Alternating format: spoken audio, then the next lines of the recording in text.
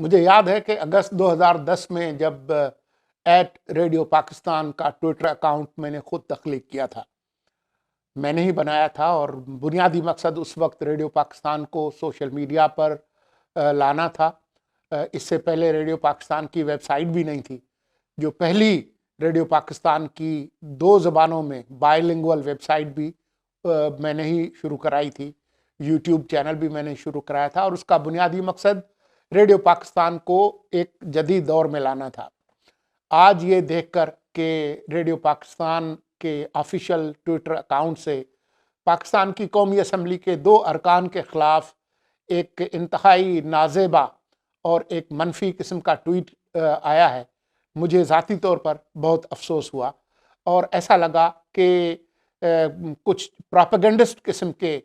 جو لوگ ہیں انہوں نے کنٹرول کر لیا ہے اس ریڈیو پاکستان کے اکاؤنٹ کا، جس کا مقصد کسی طور پہ بھی کسی ایک پارٹی یا جماعت کی طرفداری کرنا نہیں ہے، نہ کہ پروپیگنڈا کرنا ہے۔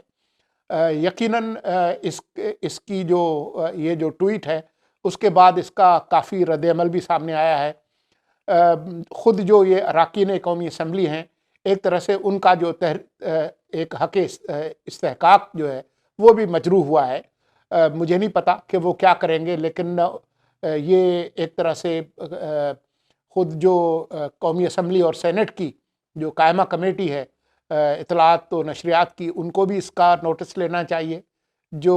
اس وقت وزیر اطلاعات تو عمران خان صاحب خود ہیں، کیونکہ اس وقت ایک معاون خصوصی ضرور ہیں موجود، لیکن وہ منتخب نہیں ہیں،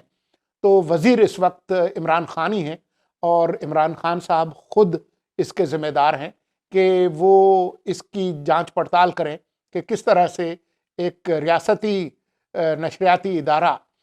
ایک منفی غلط قسم کی مہم کا شکار ہوا ہے۔ اس کی جانچ پڑتال ہونی چاہیے، تفتیش ہونی چاہیے، اور جو ذمہ دار ہیں